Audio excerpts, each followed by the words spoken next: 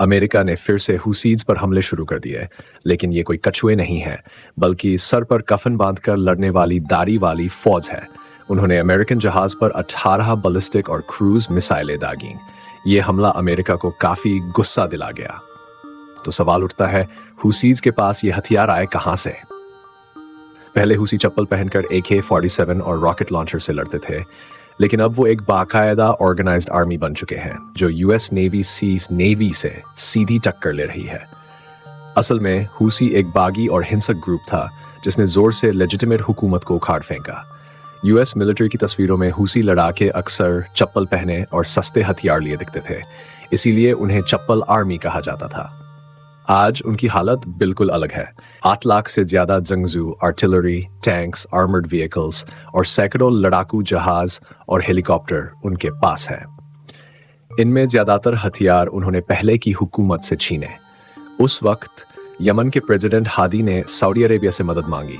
साल 2015 में Saudi collision ने 1.5 लाख से ज्यादा फौजी और एडवांस्ड हथियारों के साथ हमला किया। 100 से ज्यादा F-15 और F-16 फाइटर जेट्स भी शामिल थे। लेकिन हुसीज ने उन्हें हार दी, सूदी हथियारों पर कब्जा कर लिया और सूदी फौज को पीछे हटना पड़ा। इस तरह हुसी यमन में मजबूत हो गए। बेशक आज हुसी के पास हथियारों के कई सोर्सेज हैं, सिर्फ लूटना नहीं बल्कि उनके पास खुद के आर्मरीज हैं। कुछ हथियार खुद बनाते हैं, कुछ को रिमोट गाइडेड भी कर सकते हैं, जैसे कस्टम बिल्ट हेडियम हाइपरसोनिक मिसाइल जो काफी इंप्रेसिव है। इसके अलावा ईरान से मिलने वाले बॉल्किन सीरीज, क्रूज और सैम मिसाइल्स भी, इन सब की वजह से हुसीज की लॉन्ग रेंज स्ट्राइक कैपेबिलिटी बढ़ चुकी है। ईरान इसका हल भी रखता है, सीक्रेट रूट्स से मिसाइल पार्ट्स भेजना, अरेबियन सी में हिडन शिप्स का यूज और यमन के बेनिगरानी बंदरगाहों से सामान पहुंचाना, ये सब तरीके इस्तेमाल होते हैं।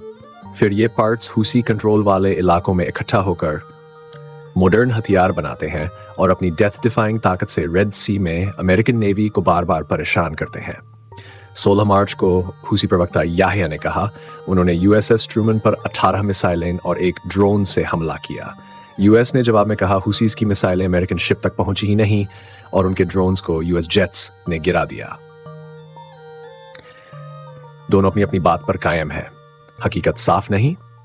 क्या हुसीज का हमला फेल हुआ या अमेरिका जिद कर रहा है? हर हमले के बाद अमेरिकन मिलिट्री इलेक्ट्रॉनिक जैमिंग से हुसीज की वीडियो और ट्रांसमिशन को ब्लॉक करती है, जिससे फुटेज लीक नहीं हो पाती। इससे शक पैदा होता है, क्या हुसीज ने वाकई यूएस जहाज को नुकसान पहुंचाया और यूएस सेना अनफेवरेबल वीडियोस को छिपा रही है?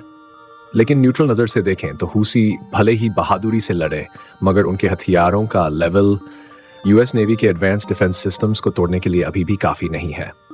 अमेरिका की इराक से लड़ाई को याद करें, तब इराक के पास हुसीज से कहीं बेहतर मिलिट्री आर्सेनल था, मगर 60 साल की जंग में भी वो यूएस शिप्स को निशाना नहीं बना सका। इंटरनेट पर मौजूद कुछ वीडियो में स्पेशल इफेक्ट्स की आशंका है और अब तक हुसीज के सक्सेसफुल यूएस शिप स्ट्राइक का कोई पुख्ता सबूत नहीं मिला है।